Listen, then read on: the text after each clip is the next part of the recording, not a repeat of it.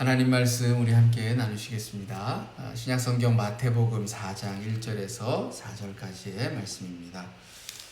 신약성경 마태복음 4장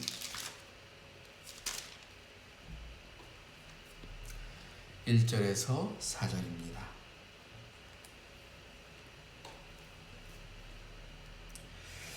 다 같이 한 목소리로 봉독하시겠습니다. 시작.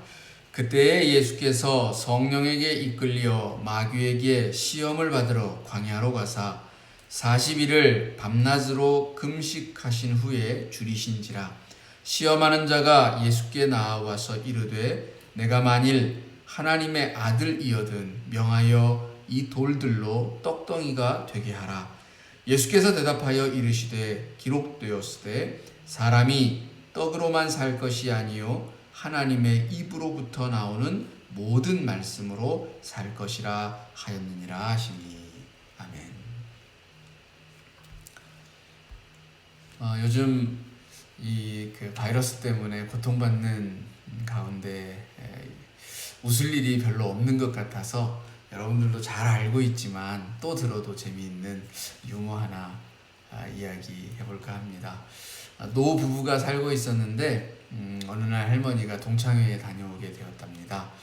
근데 오랜만에 친구들을 만나고 와서 좀 이렇게 즐거워해야 할 할머니의 안색이 좋지가 않은 겁니다. 그래서 할아버지가 묻죠.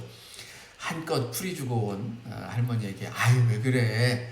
동창회에 나온 친구들이 뭐라 그랬어? 아무 대답을 안 합니다. 아니 왜 그러는 게 아우 답답해 죽겠네.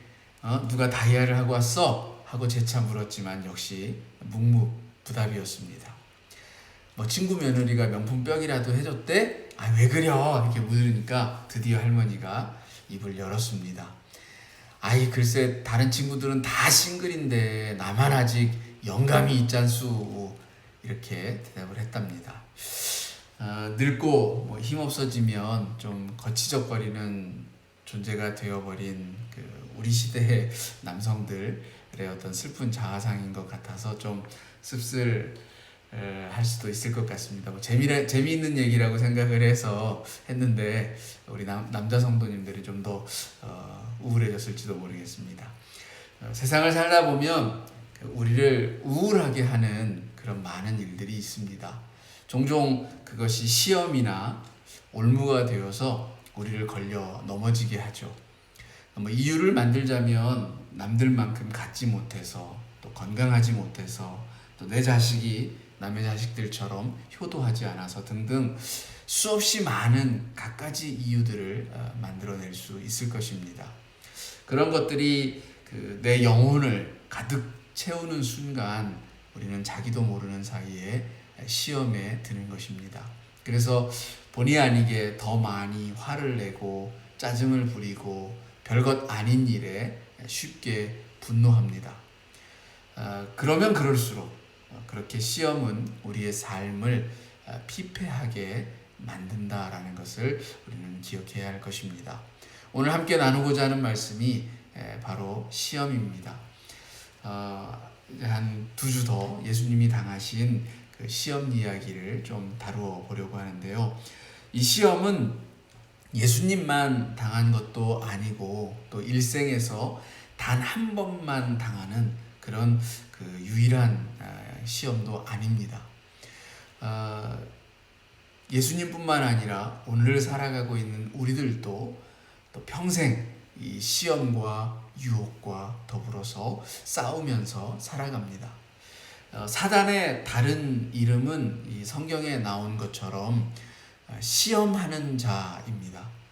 끊임없이 우리를 하나님께 참소하는 자라고도 그렇게 표현합니다. 즉 우리와 하나님 사이를 갈라놓으려는 것, 이것이 바로 사단이고 또 그것이 곧 시험이다라고 하는 것입니다. 말하자면 우리를 하나님으로부터 멀어지게 하는 것, 그것이 바로 사단이다라고 할 수가 있습니다. 그런데 시험이라고 하는 것은 걸려 넘어지면 올무가 되어질 수 있고 또 우리의 인생을 참 어렵게 할 수도 있는 그런 요소가 되지만, 한편으로는 그것을 이기면 그 이전보다 훨씬 더 성숙하고 좀 더 발전되어진 우리의 삶을 살아갈 수 있다라는 것입니다. 그래서 시험은 종종 하나님께서 우리에게 주시는 것이기도 합니다. 오늘 또 본문의 시작을 할 때에 이 사단이 예수님을 시험을 함에 있어서 예수님이 시험을 받기 위하여 광야로 갈 때에 그것을 이끄는 이가 누구인가 보면 성령이라고 되어 있습니다. 그러니까 성령이 이끌어 광야에 사단에게 시험을 당하러 가신 겁니다. 말하자면 어떤 면에서는 우리를 걸려 넘어지게도 할 수 있는 것과 혹은 더 성장하게 하는 것, 이 동전의 양면과 같은 것이 시험이다. 그렇다면 우리는 가급적이면 이 시험을 통과하여서 더 나은 하나님 앞에 더 가까이 다가가는 삶이 될 수 있으면 좋겠다라고 하는 그런 마음 자세로 이 시험을 우리가 대해야 할 줄로 생각이 되어집니다. 예수님이 당하신 그 세 가지 시험의 내용이 무엇인지는 잘 아시리라고 믿습니다. 저도 이제 목회 생활을 이제 20년 이렇게 가까이 하다 보니까 같은 본문을 가지고 이렇게 설교할 기회들이 좀 있습니다. 근데 이 같은 본문으로 하더라도 읽을 때마다 이렇게 다가오는 부분이 달라요. 그리고 또 그래서 이제 주된 관점이 좀 초점이 다른데 주어지면 말씀도 이렇게 달라지는 것을 보게 되어집니다. 오늘 또 이제 이 본문을 가지고 이렇게 한 번, 두 번 이렇게 설교했던 것이 아니라 여러 번 했던 기억이 있는데, 할 때마다 조금씩 이렇게 제가 보는 관점들이 좀 달라지는 것을 이렇게 느끼게 되어집니다. 여러분들도 읽으면서 어떤 부분에 좀 더 마음에 다가오는지를 묵상하시면서 말씀을 함께 나누었으면 좋겠습니다. 오늘 이 첫 번째 시험은 돌을 떡으로 바꾸라는 그런 것이었습니다. 말하자면 물질의 시험이죠. 이 첫 번째 시험이 물질에 관한 것인 걸 보면 우리의 인생에서 가장 강력한 유혹과 시험이 바로 물질에 있음을 알 수가 있습니다. 사단은 그 첫사람 아담에게 그러했던 것처럼 매우 교묘한 말로, 무엇보다 하나님의 말씀인 것처럼 가장하여서 우리를 유혹합니다. 예수님에게 주어지는 이 첫 번째 시험을 이렇게 말하죠. 내가 하나님의 아들이거든 명하여 돌들로 떡덩이가 되게 하라. 이는 예수님이 그 하나님의 아들 되심을 믿지 못하여서 시험하는 게 아닙니다. 우리들을 시험할 때도 마찬가지로 우리가 하나님의 자녀인 것을 몰라서 시험하는 게 아니라는 거죠. 오히려 잘 알고 있기 때문에 그 사실을 이용한다라는 거죠. 그러니까 네가 하나님의 아들이라면, 하나님의 자녀라면 이 정도 할 수 있는 거 아니야? 그게 믿음 아니야? 그런 게 제대로 된 믿음이지 않을까? 뭐 이런 식의 그 강력한 유혹을 던져준다라는 것입니다. 근데 사실은 이 하나님의 아들이냐 자녀냐 이것을 시험하려는 게 아니라 그가 가지고 있는 능력, 하나님께서 그에게 허락하신 달란트와 사명을 이 올바른 데 쓰지 않도록 하는 것이 이 사단의 핵심이라는 것입니다. 우리는 그것을 잘 파악해야 한다는 것이죠. 하나님이 주신 사명과 어긋나는 방법으로 하나님의 주신 달란트를 사용하게 하도록 하는 유혹, 이것이 오늘 이 사단의 유혹이라는 것입니다. 사단은 예수가 어떤 인물인지, 그가 어떤 능력을 가지고 있는지 이미 알고 있습니다. 다만 사단은 예수로 하여금 그의 능력을 엉뚱한 곳에, 그리고 또 합당하지 않은 목적으로 사용하도록 그렇게 유도하고 있는 것입니다. 40일을 금식한 예수님은 정말 돌이 떡처럼 보일 만큼 시장했을 것입니다. 여러분도 경험이 있으시겠지만 저도 한 3일 금식만 해도 이 눈에 보이는 모든 게, 또 머릿속에 상상되어지는 모든 게 정말 음식이더라고요. 그러니까 하지만 아무리 배가 고파도 하나님이 아들에게 주신 사명은 자기 자신을 모든 사람의 대속물로 내어주라는 것이었지, 자기 배를 채우라는 것이 아니었습니다. 하나님의 주신 능력으로 돌을 떡으로 바꾸어서 자기의 줄인 배만 채우는 것으로 그친다면 그것은 결코 하나님의 목적이 될 수 없는 것입니다. 그 의미를 우리에게 적용해 본다면 우리는 그 하나님이 주신 이 달란트를 정말 제대로 사용할 수 있어야 한다는 것이고, 그것을 오직 자기 배불리는 일에 사용하는 것만으로 그쳐서는 안 된다는 것입니다. 하나님이 우리에게 주신 1차적인 사명은 이 생명을 풍성하게 누리는 것입니다. 근데 그것은 여러분 잘 생각해야 돼요. 나 혼자만 살겠다고 할 때에는 절대 이루어질 수 없는 일입니다. 우리 자신을 포함해서 하나님이 지으신 모든 피조물들과 더불어서 누릴 때에만 이루어지는 역사가 이 바로 생명이 풍성케 되어지는 역사라는 거예요. 우리의 쉽게 말해서 자연을 훼손하고 환경을 훼손했을 때 결국 우리도 못 살게 되어지는 것과 마찬가지라는 거예요. 그러니까 창조의 섭리란 결국 함께 더불어 누릴 때에 온전하게 이루어질 수 있는 생명의 역사라는 것이죠. 그래서 구원은 나 자신만 살아가는 그러니까 다시 말해서 나 자신이 살아나는 일일 뿐만 아니라 누군가를 살려내는 일이기도 하다라는 것입니다.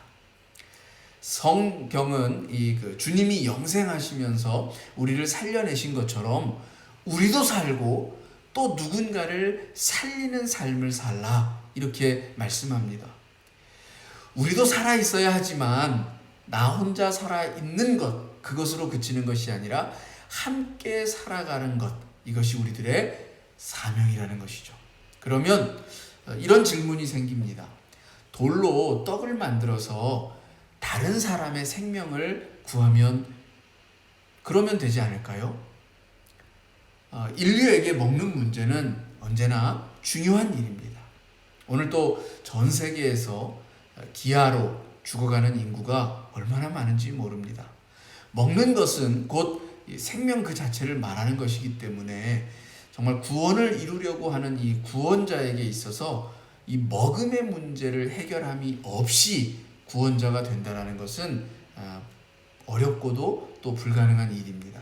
그러니까 인류를 구원하기 위해서 이 땅에 오신 예수님에게 생명과 직결되는 이 먹음의 문제를 해결해 달라는 것은 당연한 일이었을지도 모릅니다. 그러나 하나님은 그렇다고 해서 당신의 아들이 마치 연금술사처럼 행하는 것은 단호하게 거부하신다는 것입니다.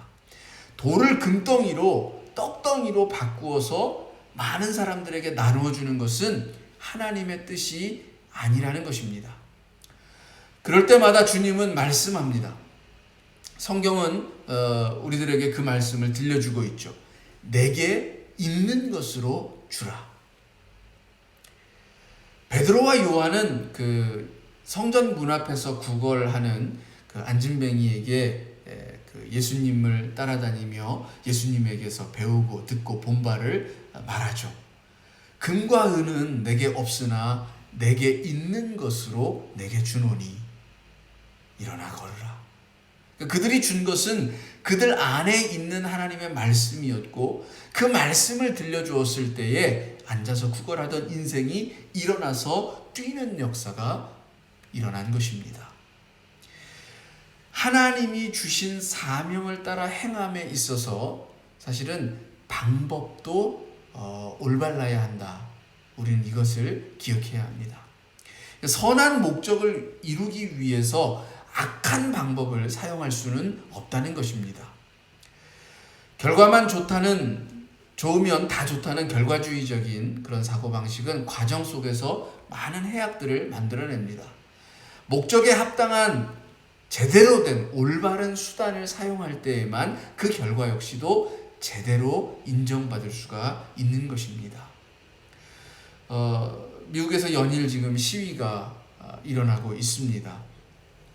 사실 인종차별, 그리고 또 특별히 외국인으로서 타지에서 살아가고 있는 사람들에게서 이 인종차별이라고 하는 것은 대단히 부당하고 너무나도 힘겹게 느껴집니다. 그 당연히 있어서는 안 될 일이고 우리가 그거 마땅히 싸워야 하는, 또 그런 일이 있을 때마다 분노해야 하는 일입니다.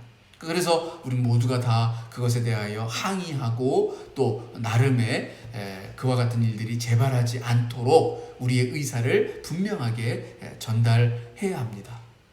그런데 그 방식 역시 때로는 굉장히 올바르게 접근되어져야만이 그것이 온전하게 우리의 삶에 제대로 이루어질 수 있다라는 것입니다. 사실 우리 느끼는 이 분노를 그들이 행했던 똑같은 폭력과 약탈이라고 하는 그런 방식으로 쏟아내서는 안 된다는 것입니다. 우리는 가끔 그런 생각이 들 때도 있어요. 정말 나는 너무나 가난한데 불의하게 그 재산을 모은 사람들을 보면 화가 납니다. 그래서 우리가 홍길동과 같은 인물이 직접 되고 싶기도 하고, 또 만약 그런 이가 있다면 응원하고 싶은 그런 마음도 있습니다. 바로 그렇기 때문에 이것은 매우 강력한 유혹이 되고 시험이 된다는 것입니다.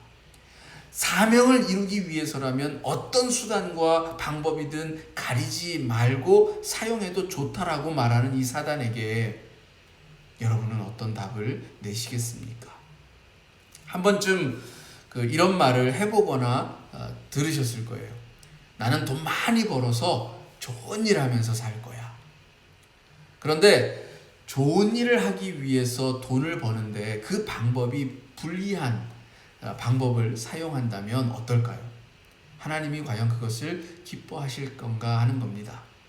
그래도 나쁘게 벌어서 나쁜 일에 쓰는 것보다는 낫지 않느냐라고 생각하실지도 모릅니다.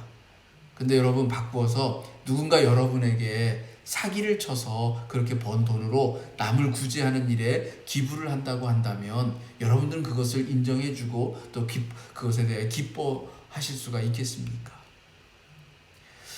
우리에게 돌을 떡이 되게 하는 능력이 있다면 실제 얼마나 큰 유혹이 될까요?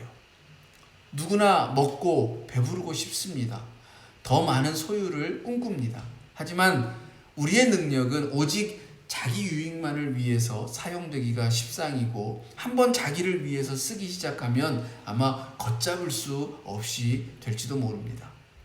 공짜 혹은 도박으로 번 돈은 그만큼 더 쉽게 쓰기 마련이다라고 하지 않습니까? 또 설사 그런 능력이 있더라도 과연 그것 때문에 우리가 행복할 수 있을지 역시 미지수입니다. 어쩌면 미다스 왕처럼 만지는 것마다 금이 되어서 제 손으로 먹고 마실 수가 없어 불행하게 죽어가는 그런 인생이 될 수도 있을지 모르겠다라는 생각이 듭니다. 이제 예수는 이 시험을 어떻게 이기셨는가 우리가 함께 살펴보아야 되겠습니다. 예수님은 자신의 사명을 기억하셨습니다. 그리고 그 사명을 위해서 불의한 방식으로 떡을 만들지 않으셨습니다. 그리고 무엇보다 먹음의 의미, 즉 빵의 의미를 이 물질적인 차원에서만 이야기하지 않습니다. 왜냐하면 물질적인 의미에서의 빵은 먹어도 다시 배고프게 하고 결국은 먹어도 영원한 생명을 주지는 않기 때문입니다. 돌을 떡으로 만들면 얼마나 쉽게 많은 사람들에게 생명을 줄 수 있겠습니까? 그러나 그렇다고 한들 그것을 먹은 사람들이 다시 배고프지 않은 것이 아니라는 것입니다. 물질은 쓰고 나면 사라집니다. 돌을 떡으로 만들었다고 해서 돌이 계속해서 남아있는 것은 아닙니다. 언젠가 물질은 다 소비가 되어질 것이고 더 이상 떡으로 만들 재료가 남아있지 않을 때에는 어떻게 하겠습니까? 인생의 궁극적인 배고픔의 해소는 결코 물질적인 떡으로만 되는 일이 아니라고 하는 것을 우리 주님은 말씀하고 있는 것입니다. 그래서 인생들에게 먹어도 죽는 떡이 아니라 먹고 영원히 죽지 않는 하나님의 생명의 떡, 말씀을 먹으라고 그렇게 가르쳐 줍니다. 예수님은 이 시험을 통과했지만 그의 생애에서 이 시험은 그치지 않습니다. 계속됩니다. 그 대표적인 예가 오병이어와 칠병이어의 사건입니다. 사람들이 예수님에게 몰려들었습니다. 사람이 5,000명이고 7,000명입니다. 그들에게 먹을 양식이 너무나도 부족합니다. 그럴 때 예수님이 무엇을 먹이셨는가?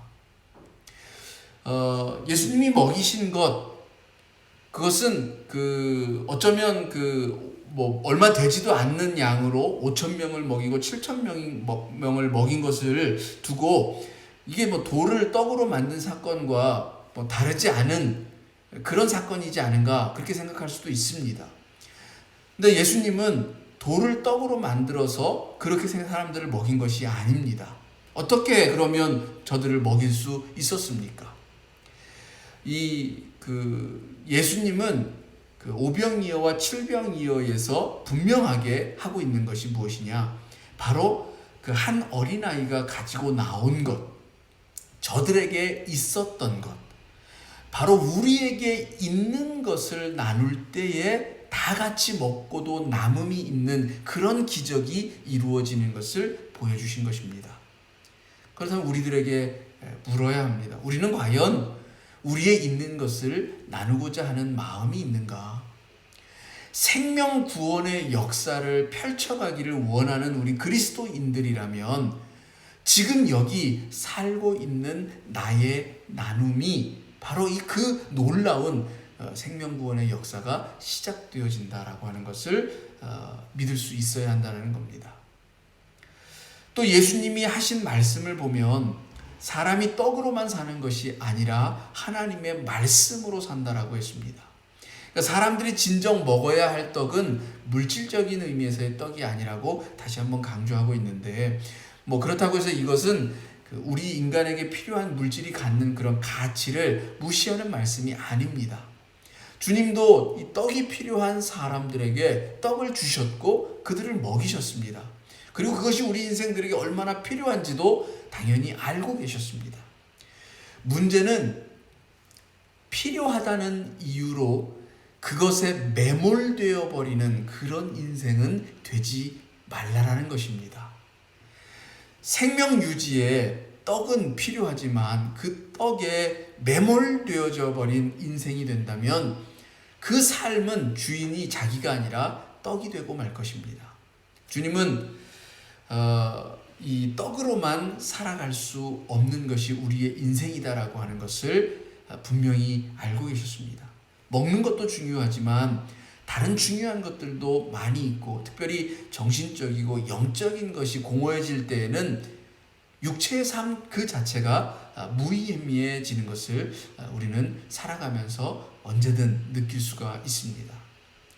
그러니까 내가 무엇하러 살고 있는가 그런 생각이 드는 정말 내가 살아가는 이 삶이 정말 무의미해지고 생각되어지는 그런 순간이 있다라고 한다면 그때는 영적으로 메말라 있다라고 하는 그런 증거가 됩니다. 그럴 때면 영의 양식을 먹어야 합니다.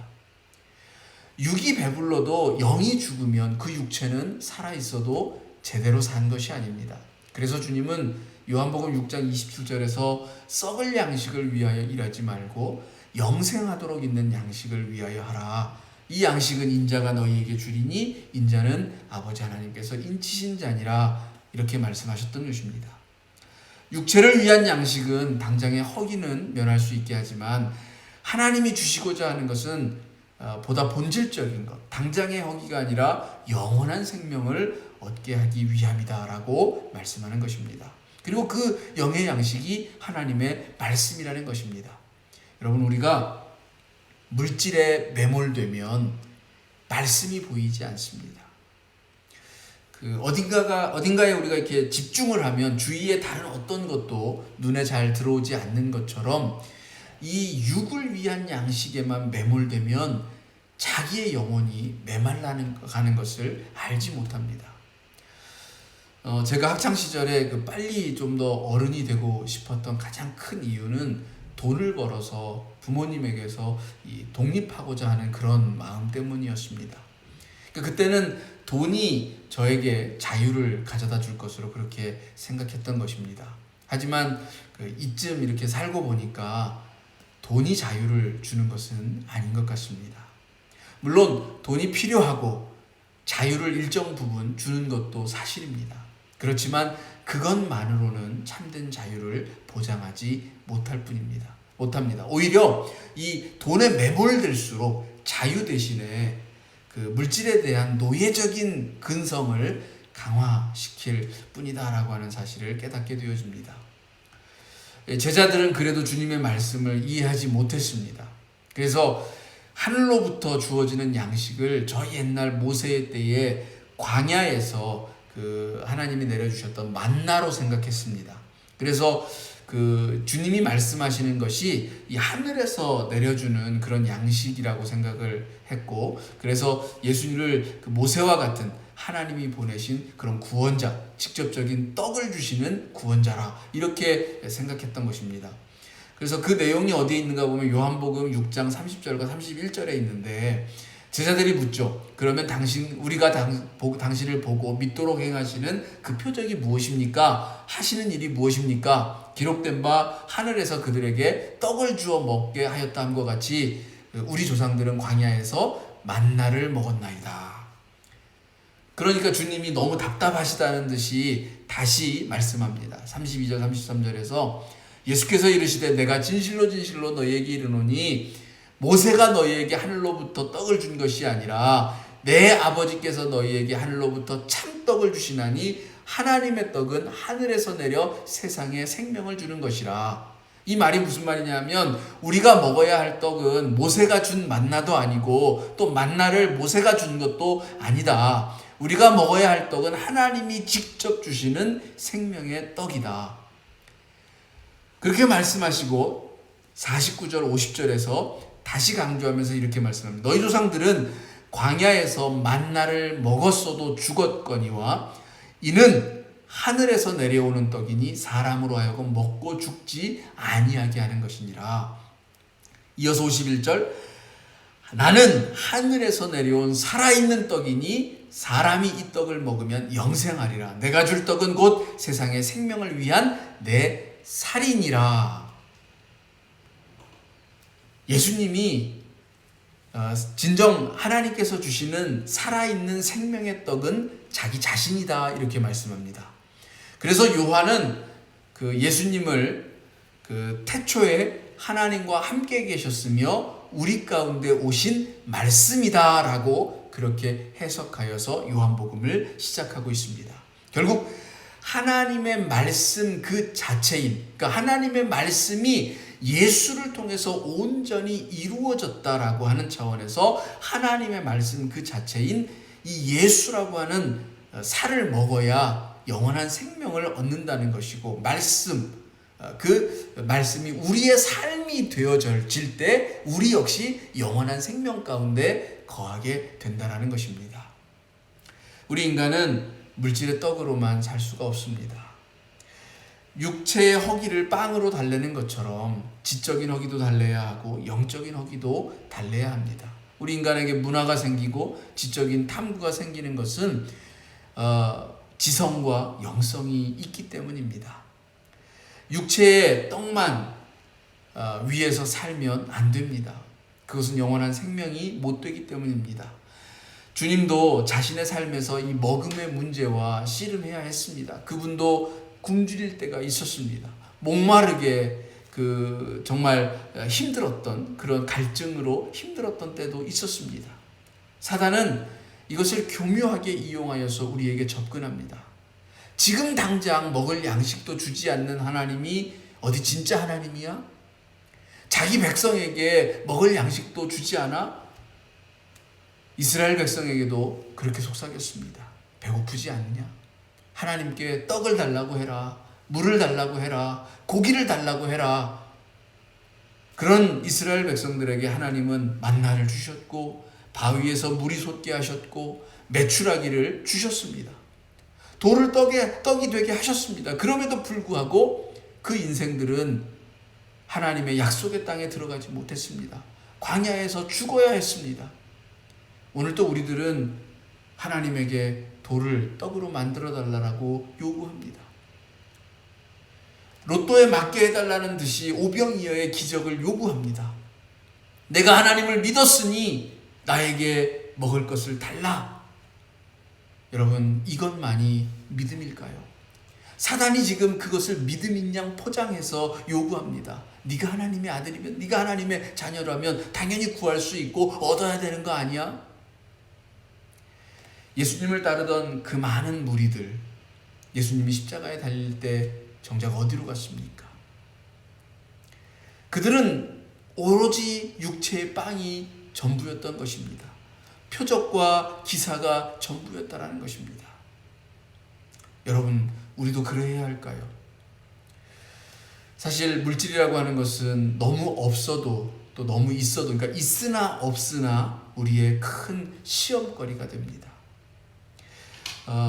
예수가 시험을 당하시면서 우리에게 전해주시고자 했던 그것을 묵상하시면서 오늘 우리가 하나님에게 오병이어의 기적만 달라고 요구하고 있는 것은 아닌지, 돌을 떡으로 바꾸어 달라고 그렇게 하나님을 시험하고 있는 것은 아닌지 우리들을 돌아볼 수 있기를 원합니다. 어쩌면 지금 가장 힘든 시기를 보내고 있는지도 모릅니다. 그래서 다른 어느 때보다 이와 같은 유혹들이 우리 앞에 다가올 수도 있을지도 모르겠습니다. 그럴 때일수록 오늘 우리가 구해야 할 것이 무엇인가? 우리를 진정으로 자유롭게 하는 것은 무엇인가? 그리고 내가 구하고자 하는 그것이 정말 하나님께서 주시고자 하는 것인가? 라고 하는 것에 대하여서 또 한번 깊이 생각하고 묵상하며 기도할 수 있는 것. 그래서 우리 하나님은 우리의 쓸 것을 이미 알고 계셔요. 이미 사실은 그 하늘에서 바라볼 때에 정말 들꽃 한 송이 들꽃이라든지 뭐 이와 같은 것들도 공중에 나는 새라도 하나님께서 먹이시고 입히십니다. 하물며 하나님의 자녀이겠느냐라고 말씀하시면서 우리의 필요를 이미 알고 계신다라는 것이죠. 그리고 하나님은 우리에게 좀 더 그보다 더 귀한 것들을 구하면 그 모든 것들을 더해 주신다라고 말씀하십니다. 그 말씀을 믿고 오늘 우리가 제대로 된 이 시험으로부터 벗어난 그러한 인생들이 되어지기를 함께 기도하며 나아가겠습니다. 기도하시겠습니다. 하나님, 주님도 물질의 시험을 받으셨습니다. 그리고 사역을 감당하시는 동안에도 늘 이 물질의 시험들에 놓여 있었습니다. 주님께 나아오는 사람들이 늘 외칩니다. 먹을 것을 달라, 떡을 달라. 떡을 주었지만 그때뿐이었습니다. 떡을 먹고 나면 언제 그랬냐는 듯이 다시 또 주님 앞에 나와서 똑같은 것을 구하였던 것입니다. 정작 주님이 더 이상 그것을 줄 수 없는 십자가에 못 박혀 돌아가시는 상황이 되어지자 저들은 뒤도 돌아보지 않고 주님을 떠나십니다. 우리가 떡에만 매달리게 되어지면 우리 인생도 그렇게 될지도 모르겠습니다. 하나님, 그런 인생이 되지 않게 하여 주시옵소서. 설사 우리들에게 물질의 축복이 주어진다 하더라도 그것에 매몰되어져 버린 인생은 주님을 결코 제대로 보지 못하고 하나님의 나라를 온전히 맛보지 못하고 이 땅을 떠나가게 될지도 모르겠습니다. 하나님, 바른 것, 보다 본질적이고 보다 우리를 진정으로 살아있게 하고 또 영원히 살게 하는 것, 바로 그것을 구할 수 있는 저희들 되게 하여 주시옵소서. 오늘날 물질은 풍부해도 영적으로 공허한 삶을 살아가는 이들이 많이 있습니다. 저들의 삶의 자리에서 다시금 삶의 의미를 되새길 수 있는 일들이 주의 말씀을 통하여서 이루어지게 하여 주시옵소서. 또 한편으로는 너무 가진 것이 없어서 바라다 보이는 것 모든 것들이 물질의 것들 뿐인 그런 인생들도 있습니다. 배고픔의 굶주림으로 인하여서 모든 것들이 먹을 것으로만 보여지는 그런 인생들, 참으로 안타깝습니다. 그런 인생들을 분명히 주님은 불쌍히 여기시고 우리들에게 필요한 것들을 허락하실 줄로 믿습니다. 그러나 그것 역시도 우리에게 있는 것을 나눔으로써, 함께 더불어 살아감으로써 우리도 살고 저들도 사는 그런 세상이 되어지게 하시기를 원하시는 줄로 믿습니다. 하나님, 우리의 있는 것, 우리의 가진 것, 비록 나의 것이 작고 보잘것없는 것이라 할지라도 그것을 나눌 때에 콩 한 쪽은 보잘것없는 것처럼 보일지라도 그것이 나누어질 때에 생명이 살아나는 놀라운 역사가 되어질 줄로 믿습니다. 하나님, 그 비결을 알게 하옵소서. 오병이어와 칠병이어의 놀라운 그 기적의 비밀을 오늘 우리가 깨닫게 하여 주시옵소서. 우리의 살아가는 삶이 그래서 이 시험을 이기고 좀 더 성숙하고 좀 더 멋진 그런 인생들, 의미 있는 삶이 되어지기를 간절히 기도합니다. 예수님의 이름으로 기도드립니다.